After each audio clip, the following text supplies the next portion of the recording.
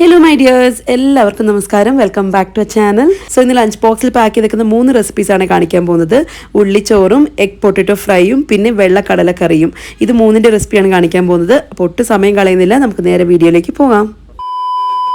അപ്പോൾ ആദ്യത്തെ റെസിപ്പി ഉള്ളിച്ചോറിൻ്റെ ആണ് കേട്ടോ. നിങ്ങൾ ഒട്ടുമിക്ക പേർക്കും ഇതറിയാമെന്ന് എനിക്കറിയാം. കാരണം നാട്ടിൽ ഓൾമോസ്റ്റ് എല്ലാവരും ഉണ്ടാക്കുന്ന ഒരു ഐറ്റമാണ്. ഇതിന് പ്രത്യേകിച്ച് കറികളുടെ യാതൊരു ആവശ്യമില്ല, അല്ലാതെ തന്നെ നല്ല ടേസ്റ്റാണ് കഴിക്കാനായിട്ട്. അപ്പോൾ എന്തായാലും ഞാനൊന്ന് ജസ്റ്റ് നിങ്ങളുമായിട്ട് ഷെയർ ചെയ്യുന്നതേ ഉള്ളൂ. ഞാനൊരു കടായി ചൂടാക്കാൻ വെച്ചു. എന്നിട്ട് വെളിച്ചെണ്ണയാണ് ഒഴിച്ചു കൊടുത്തത്. അതിലേക്ക് വറ്റൽമുളക് ചേർത്ത് കൊടുത്തിട്ടുണ്ട്. പിന്നെ ഒരു 8-10 ചെറിയുള്ളി ഇങ്ങനെ ചെറുതായിട്ട് അരിഞ്ഞ് ചേർത്ത് കൊടുത്തിട്ടുണ്ട്. ഇതിന് പകരം നിങ്ങൾക്ക് വേണമെങ്കിൽ ചതച്ചിട്ടും ചേർത്ത് കൊടുക്കാം. പിന്നെ കുറച്ച് കരിവേപ്പിലയും ചേർത്ത് കൊടുത്തു. ഇനി ഇതെല്ലാം നന്നായിട്ടൊന്ന് വഴറ്റിയെടുക്കണം. ഉള്ളിയുടെ കളറൊക്കെ ഒന്ന് അത്യാവശ്യം മാറി ചെറിയൊരു പിങ്കിഷ് ബ്രൗൺ കളറായി വരുന്നവരെ ഒന്ന് വഴറ്റിയെടുക്കുക. അങ്ങ് കരിഞ്ഞു പോകാതെ നോക്കിയാൽ മാത്രം മതി കേട്ടോ. പിന്നെ വെളിച്ചെണ്ണയ്ക്ക് പകരം നിങ്ങൾക്ക് വേണമെങ്കിൽ നെയ്യ് ചേർക്കാം. നെയ്യാണെങ്കിൽ ഭയങ്കര ടേസ്റ്റ് ആയിരിക്കും. പക്ഷേ എല്ലാവർക്കും നെയ്യിൻ്റെ മണം ഇഷ്ടമാകത്തില്ല, അതുകൊണ്ടാണ് വെളിച്ചെണ്ണ ചേർത്തേക്കുന്നത്. വെളിച്ചെണ്ണയ്ക്ക് നല്ലൊരു മണമായിരിക്കും, നല്ല സ്വാദുമായിരിക്കും കേട്ടോ. അത് കഴിഞ്ഞ് ഉള്ളിയുടെ കളറൊക്കെ ഒന്ന് മാറി വരുന്ന സമയത്ത് ഇതിലേക്ക് കുറച്ച് മഞ്ഞൾപ്പൊടി ചേർത്ത് കൊടുത്തിട്ടുണ്ട്. ആവശ്യത്തിന് ഉപ്പും ചേർത്ത് വീണ്ടും ഒന്ന് ചൂടാക്കി എടുക്കുന്നുണ്ട്. ലൈറ്റായിട്ട് മഞ്ഞൾപ്പൊടിയുടെ സ്മെല്ലൊക്കെ മാറി വരുന്ന സമയത്ത് ഇതിലേക്ക് വേവിച്ച് വെച്ചിരിക്കുന്ന ചോറ് ചേർത്ത് കൊടുക്കുക കേട്ടോ. നിങ്ങൾക്ക് വേണമെന്നുണ്ടെങ്കിൽ മട്ട അരി ചേർത്ത് കൊടുക്കാം. ഞാനിപ്പം ഈ വൈറ്റ് റൈസാണ് ചേർത്ത് കൊടുത്തേക്കുന്നത്. അതായത് ഇത് പുഴുങ്ങലരിയാണ്, സോന മസൂരി റൈസ് അല്ല, പുഴുങ്ങലരിയാണ് ചേർത്ത് കൊടുത്തേക്കുന്നത്. ഇനി ഇതെല്ലാം നന്നായിട്ടൊന്ന് മിക്സ് എടുത്ത് കഴിഞ്ഞാൽ നമ്മുടെ ഉള്ളിച്ചോറ് റെഡിയാണ് കേട്ടോ. പിന്നെ ചെറിയുള്ളി ചേർക്കാൻ നോക്കണേ. ചെറിയുള്ളി ചേർക്കുകയാണെങ്കിൽ ടേസ്റ്റ് നന്നായിട്ടുണ്ടാവുള്ളൂ. അതല്ലെന്നുണ്ടെങ്കിൽ സവാള, നിങ്ങളുടെ ചെറിയുള്ളി ഇല്ലാന്നുണ്ടെങ്കിൽ സവാള ചേർത്തോളൂ. പക്ഷേ ചെറിയുള്ളി ചേർക്കുകയാണെങ്കിൽ ഒന്നും കൂടി ടേസ്റ്റ് ആയിരിക്കും. ഇതിൻ്റെ കൂടെ പപ്പടവും കൂടി പൊടിച്ചിട്ട് ചേർക്കുകയാണെന്നുണ്ടെങ്കിൽ അടിപൊളി ടേസ്റ്റാണ്. വേറൊന്നും വേണ്ട. സൈഡ് ഡിഷായിട്ട് ഇനി ഒന്നും ഇല്ലെങ്കിലും പപ്പടം മാത്രമായാലും മതി. പപ്പടം പ്രത്യേകിച്ച് പൊടിച്ചിട്ട് ചേർക്കുകയാണെങ്കിൽ ഒന്നും കൂടി ടേസ്റ്റ് ആയിരിക്കും കേട്ടോ. ശരിക്കും വെറുതെ പപ്പടം കൂട്ടി കഴിക്കാൻ തന്നെ നല്ല ടേസ്റ്റാണ്. അപ്പോൾ നിങ്ങളൊന്ന് ട്രൈ ചെയ്ത് നോക്കൂ. വേറെ ഒരു കറി ഇല്ലാത്ത സമയത്ത്, മടി പിടിച്ചിരിക്കുന്ന സമയത്തൊക്കെ ഉണ്ടാക്കാൻ പറ്റിയൊരു ഐറ്റമാണ്. ഇതിൻ്റെ കൂടെ ഞാൻ കൊടുത്തുവിട്ട സൈഡ് ഡിഷിൻ്റെ റെസിപ്പിയാണ് അടുത്ത് ഷെയർ ചെയ്യാൻ പോകുന്നത്. പൊട്ടറ്റോ എഗ് ഫ്രൈൻ്റെ റെസിപ്പിയാണ് ഷെയർ ചെയ്യാൻ പോകുന്നത്. അപ്പോൾ അതിനായിട്ട് ഒരു പാനിലേക്ക് എണ്ണ ഒഴിച്ചു കൊടുത്തിട്ടുണ്ട്. എണ്ണ ഒന്ന് ചൂടായി വരുമ്പോൾ ഉള്ളി ചേർത്ത് കൊടുക്കുക കേട്ടോ. ഞാനിവിടെ ഒരു ഉള്ളിയാണ് എടുത്തേക്കുന്നത്. അത്യാവശ്യം വലിയ സൈസിലുള്ള ഒരു ഉള്ളി എടുത്തിട്ടുണ്ട്.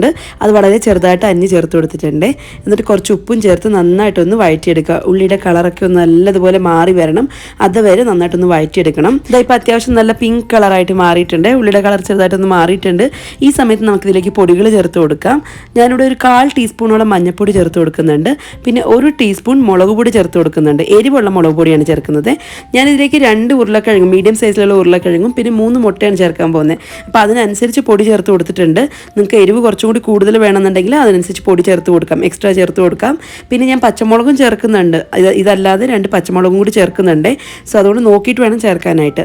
ഇപ്പം നമ്മൾ ചേർത്തേക്കുന്ന പൊടികളുടെയൊക്കെ പച്ചമണം മാറി വരുന്ന സമയത്ത് നമുക്കിതിലേക്ക് പച്ചമുളക് ചേർത്ത് കൊടുക്കാം. ഞാനിവിടെ 2 പച്ചമുളകാണ് എടുത്തേക്കുന്നത്, അതും കൂടി ചേർത്ത് കൊടുത്തു.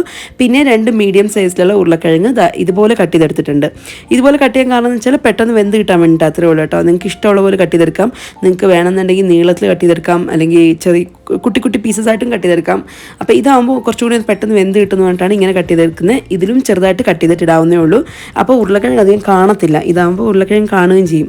സോ ഉരുളക്കിഴങ്ങ് കൂടി ചേർത്തതിന് ശേഷം എല്ലാം നന്നായിട്ടൊന്ന് മിക്സ് ചെയ്തിട്ട് അടച്ചു വെച്ച് വേവിക്കണം കേട്ടോ. ഇനി ഈ പൊട്ടറ്റോ വെന്ത് വരാൻ കുറച്ച് സമയം എടുക്കും. അപ്പോൾ അതുകൊണ്ട് അടച്ചു വെച്ച് വേവിക്കുകയാണെങ്കിൽ പെട്ടെന്ന് ആക്കിയിട്ടിക്കുള്ളൂ കേട്ടോ.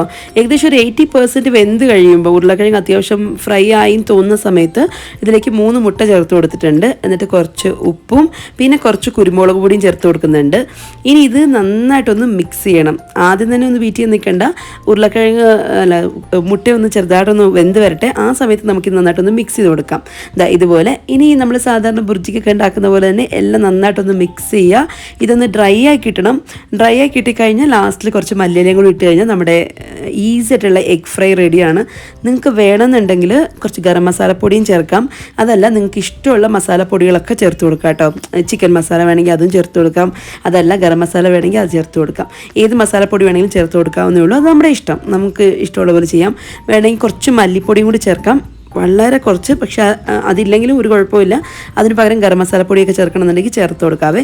ഇനി ഇതൊന്ന് അടച്ചു വെച്ച് വേവിക്കാൻ പോവാണ്. മുട്ടയൊന്ന് വെന്ത് വരാൻ വേണ്ടിയിട്ട് ജസ്റ്റ് കുറച്ച് നേരം ഒന്ന് അടച്ചു വെച്ച് വേവിച്ചാൽ മതി. 1 മിനിറ്റ് കാണാം. അത് കഴിഞ്ഞിട്ട് എല്ലാം നന്നായിട്ടൊന്ന് മിക്സ് ചെയ്തിട്ട് സെപ്പറേറ്റ് ആക്കി എടുത്താൽ മതി. ജസ്റ്റ് ഒന്ന് സ്പൂൺ കൊണ്ട് തന്നെ ഒന്ന് ഇങ്ങനെ ഉടച്ചു കൊടുക്കുകയാണെങ്കിൽ, അത് തവി കൊണ്ടൊന്ന് ഉടച്ചു കൊടുക്കുകയാണെങ്കിൽ ഇതുപോലെ സെപ്പറേറ്റ് ആക്കി കിട്ടിക്കോളും. അങ്ങനെ നമ്മുടെ എഗ് ഫ്രൈ റെഡി ആയിട്ടുണ്ട്. ഏറ്റവും ലാസ്റ്റിലായിട്ട് ഉപ്പൊക്കെ ഒന്ന് ചെക്ക് ചെയ്ത് നോക്കുക. വേണമെന്നുണ്ടെങ്കിൽ ചേർത്ത് കൊടുക്കാവുന്നേ ഉള്ളൂ. പിന്നെ കുറച്ച് മല്ലിയില ഇട്ട് കൊടുത്തു കഴിഞ്ഞാൽ നമ്മുടെ എഗ് ഫ്രൈ റെഡിയാണ്. ഇതിപ്പോൾ നമുക്ക് റൈസിൻ്റെ കൂടെ മാത്രമല്ല കേട്ടോ, ചപ്പാത്തിയുടെ കൂടെ ഒക്കെ കഴിക്കാൻ നല്ല ടേസ്റ്റാണ്. കുട്ടികൾക്ക് വേണമെന്നുണ്ടെങ്കിൽ ഇത് റോള് പോലെ ആക്കി കൊടുക്കും. കൊടുക്കാം. ചപ്പാത്തിയുടെ ഇടയിൽ വെച്ചിട്ട് റോളാക്കിയിട്ട് സ്കൂളിലേക്ക് കൊടുത്തു വിടാൻ പറ്റും. പച്ചമുളകൊന്നും ഇടാതെ കുറച്ച് സ്പൈസി ആയിട്ടല്ലാതെ കുട്ടികൾക്ക് ഇത് റോളാക്കി കൊടുക്കാൻ നല്ലതാണ് കേട്ടോ. അപ്പോൾ എല്ലാവരും ഒന്ന് ട്രൈ ചെയ്ത് നോക്കണേ. ഇനി അടുത്തായിട്ട് വെള്ള കടലക്കറിയുടെ റെസിപ്പിയാണ് കാണിക്കാൻ പോകുന്നത്. അപ്പോൾ അതിനായിട്ട് കുക്കർ അടുപ്പത്ത് വെച്ചിട്ടുണ്ട്. എന്നിട്ട് കുറച്ച് എണ്ണ ഒഴിച്ചു കൊടുത്തു. സൺഫ്ലവർ ഓയിലാണ് ചേർത്തേക്കുന്നത് കേട്ടോ. അപ്പോൾ എണ്ണ ഒന്ന് ചൂടായി വരുന്ന സമയത്ത് ഹോൾ സ്പൈസസ് ചേർത്ത് കൊടുത്തു. ഞാൻ ഇവിടെ കുറച്ച് പട്ട, പിന്നെ ഒരു ബ്ലാക്ക് കാർഡമം ചേർത്ത് കൊടുത്തിട്ടുണ്ട്. ഒരു 1/2 ടീസ്പൂണോളം നല്ല ജീരകം ചേർത്ത് കൊടുത്തിട്ടുണ്ട്. അതൊന്ന് മൂത്ത് വരുന്ന സമയത്ത് ഉള്ളി ചേർത്ത് കൊടുക്കാം. ഞാനിവിടെ ഒരു വലിയ ഉള്ളി ചെറുതായിട്ട് അരിഞ്ഞിട്ടാണ് ചേർത്ത് കൊടുത്തേക്കുന്നത്.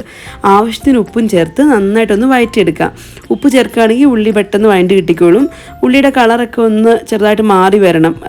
ബ്രൗൺ കളർ ആവണ്ട, ഒന്ന് ലൈറ്റായിട്ടൊന്ന് വാടി വന്നാൽ മതി. ആ സമയത്ത് നമുക്കിതിലേക്ക് ജിഞ്ചർ ഗാർലിക് പേസ്റ്റ് ചേർത്ത് കൊടുക്കാം. ഞാനിവിടെ 1 ടീസ്പൂൺ ജിഞ്ചർ ഗാർലിക് പേസ്റ്റാണ് ചേർത്ത് കൊടുക്കുന്നത്. എന്നിട്ട് ഈ പേസ്റ്റിൻ്റെ പച്ചമണം മാറുന്നവരെ നന്നായിട്ടൊന്ന് വഴറ്റിയെടുക്കുക. അത് കഴിഞ്ഞിട്ട് വേണം ഇതിലേക്ക് പൊടികളൊക്കെ ചേർത്ത് കൊടുക്കാനായിട്ട്. ഇപ്പോൾ അത്യാവശ്യം നന്നായിട്ട് പച്ചമണമൊക്കെ മാറി വന്നിട്ടുണ്ട്. ഇനി ഇതിലോട്ട് കുറച്ച് പൊടികളൊക്കെ ചേർത്ത് കൊടുക്കാം. ഞാനിപ്പോൾ 1/4 ടീസ്പൂൺ മഞ്ഞൾപ്പൊടി, 1/2 ടേബിൾ സ്പൂൺ മുളക് പൊടി, അതായത് എരിവുള്ള മുളക് പൊടിയാണേ, പിന്നെ 1 ടേബിൾ സ്പൂൺ മല്ലിപ്പൊടി ചേർത്ത് കൊടുത്തിട്ടുണ്ട്. പിന്നെ കുറച്ച് നല്ല ജീരകത്തിൻ്റെ പൊടി, ഒരു 1/2 ടീസ്പൂണോളം നല്ല ജീരകത്തിൻ്റെ പൊടി ചേർത്ത് കൊടുത്തിട്ടുണ്ട്. ഇത്രയും നന്നായിട്ടൊന്ന് ആദ്യം വഴറ്റിയെടുക്കണം. ഈ പൊടികളുടെയൊക്കെ പച്ചമണം മാറുന്ന വരെ അത്യാവശ്യം നന്നായിട്ടൊന്ന് വഴറ്റിയെടുക്കുക.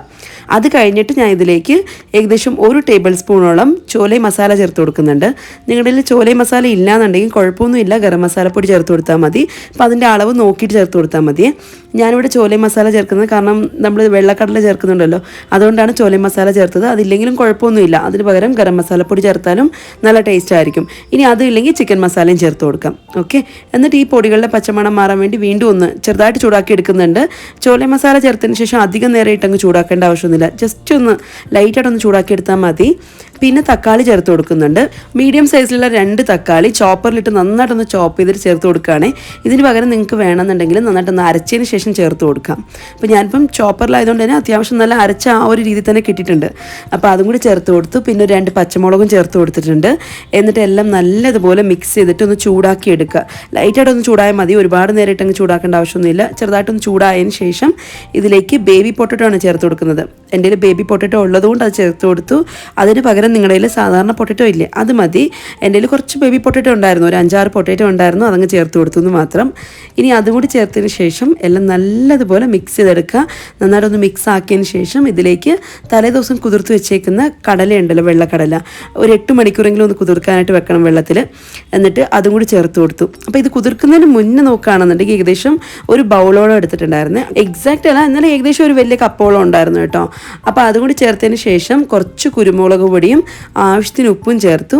എല്ലാം നല്ലതുപോലെ മിക്സ് ചെയ്യുക. ഇനി ഈ കടലയ്ക്ക് ആവശ്യമുള്ളത്രയും വെള്ളം ഒഴിച്ചു കൊടുക്കുക. വെള്ളത്തിന് കണക്കൊന്നും ഞാൻ പറയുന്നില്ല, നമ്മൾ വെള്ളം ഒഴിച്ചതിന് ശേഷം കടലയ്ക്ക് മുകളിലായിട്ട് കുറച്ച് വെള്ളം ഉണ്ടാവണം, അത്രയും ഒന്ന് ഒഴിച്ചു കൊടുക്കുക. പിന്നീട് നന്നായിട്ടൊന്ന് ഇളക്കിയതിന് ശേഷം അടച്ച് വെച്ച് വിസിലടിപ്പിക്കുക. അത്രേ ഉള്ളൂ, എളുപ്പമാണ് കേട്ടോ ഈ കറി ഉണ്ടാക്കാനായിട്ട്.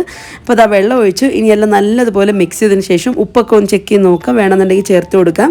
ഇനി ഇത് അടച്ച് വെച്ചിട്ട് നമുക്കൊരു 3-4 വിസിലടുപ്പിച്ചെടുക്കണം. മീഡിയം ഫ്ലെയിമിൽ 3-4 വിസിലടുപ്പിച്ചെടുക്കണം. അതല്ലാന്നുണ്ടെങ്കിൽ നിങ്ങളുടെ കുക്കറിനനുസരിച്ച് നിങ്ങൾ വിസിലടുപ്പിച്ചെടുത്താൽ മതി. എൻ്റെ ഈ കുക്കറിന് 3-4 വിസിലടിച്ച് കഴിഞ്ഞാൽ നല്ലതുപോലെ കടല വെന്ത് കിട്ടിക്കോളും.